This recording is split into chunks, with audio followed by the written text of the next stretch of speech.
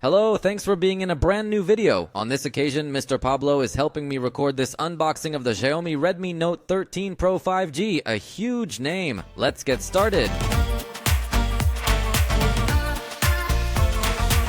This device was recently launched in Mexico and its launch price is $11,999. On the screen you see the reference price in dollars, but remember that the prices here are not the same as there. Generally outside of Mexico it is a much tighter price, so let's get to know what's inside. But first, in the box we see that it is the model with 8GB of RAM with storage, and it is the midnight black color. And let's see, we meet directly with the cell phone and let's see what the manufacturer highlights. Megapixel camera with optical stabilization, that can definitely attract attention. Then screen with resolution and AMOLED. Definitely a considerably good point as well. Then it says it has an immersive view with fairly thin bezels, and the processor, mind you, it's the Snapdragon 7S Gen 2. A processor that we've tested, and it's okay, although we'll put it to the test on this model. In addition, it comes with a 5100 mAh battery and 67 watt charging. And finally, it tells us that it has an in-display fingerprint reader.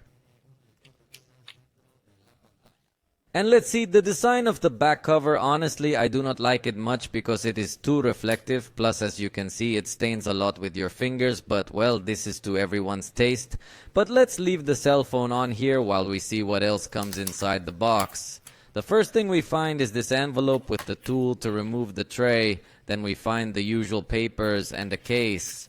This sleeve, as you will notice, is completely matte, solid, the inside has some texture, so the fact that it is not a transparent sleeve will help it not to turn yellow over time. That's a good thing. And finally, let's take a look at what else is in here inside the box, which as you'll notice is the cable and the 67 watt charger. A charger that we've seen multiple times before from Xiaomi, USB-A on one side and obviously USB-C on the other side. Remember that you need to use this original cable, that is why it has these highlighted in orange so that you can distinguish it more easily if you want to have the fastest possible charge. Do not use cables that are not original, and obviously in this case it is the European connector, but it will arrive adapted to your region as this is a sample unit for review.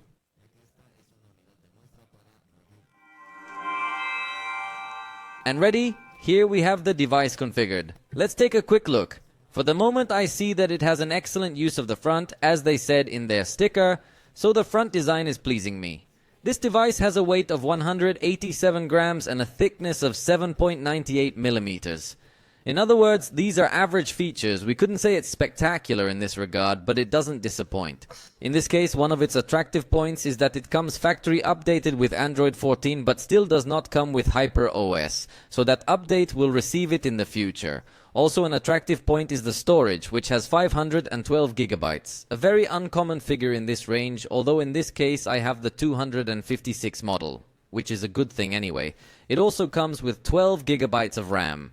The screen is 6.67 inches like all Xiaomi. In this case with AMOLED technology, 120 Hz in its refresh rate. A maximum peak brightness of 1800 nits, so it is a spectacular screen. Also protected with Gorilla Glass Victus. Its resolution is 2712 by 1220 pixels, so it is also a screen with a very high level of detail. The front camera is 16 megapixels with f2.4 aperture, so it's a camera that again we see very consistently from Xiaomi. Here we have just the preview before taking the picture, and notice how it looks all very burnt out and overexposed in the background. It has automatic HDR though, so after taking the capture it seems to do a better balance of highlights and shadows. It looks like a well-exposed photograph.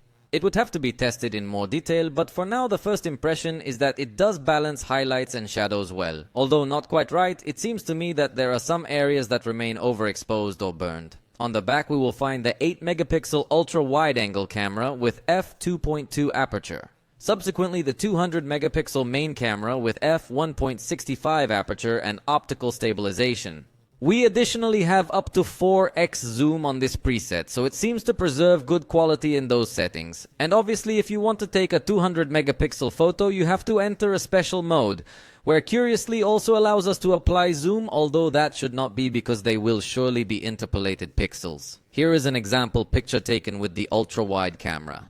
I think it comes out quite well in terms of color and good width.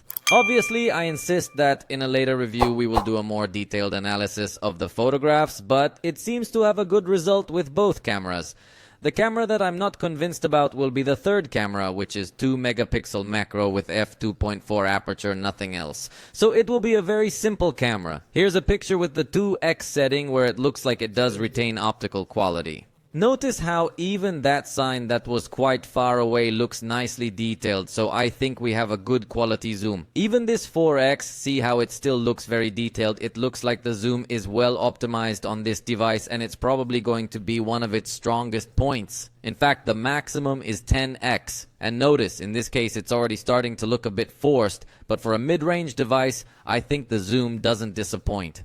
And now, here we have an example of photography with 200 megapixels. Let's see if it really manages to capture all that level of detail. And it looks like it does. You see a picture where you can actually zoom in or do some different framing while maintaining a good level of detail. So the camera seems to be well optimized on this device. And the third camera is just a 2 megapixel macro camera with f2.4 aperture. I consider it a marketing camera. I definitely don't like it. The device can record video in 4K at 30 frames per second, and as I mentioned, its battery is 5100 milliamps, compatible with 67 watts of charging. It also has IP54 certification, and it does have stereo sound. And its processor is the Snapdragon 7S Gen 2. So let's put this processor to the test with this benchmark test, and we'll come back when we have the final result to find out how the power is. And presto, here are the results. 1032 on single core and 2775 on multi-core, confirming to us that it's not the most powerful processor, so for sure in this price range you'll find more powerful stuff. Even remember that always the best competitors of the Redmi series are the Poco ones, because they will offer much more power for less price, so if power is your priority, better go for a Poco. But this has just been a small glimpse, you know, we will have the full review later.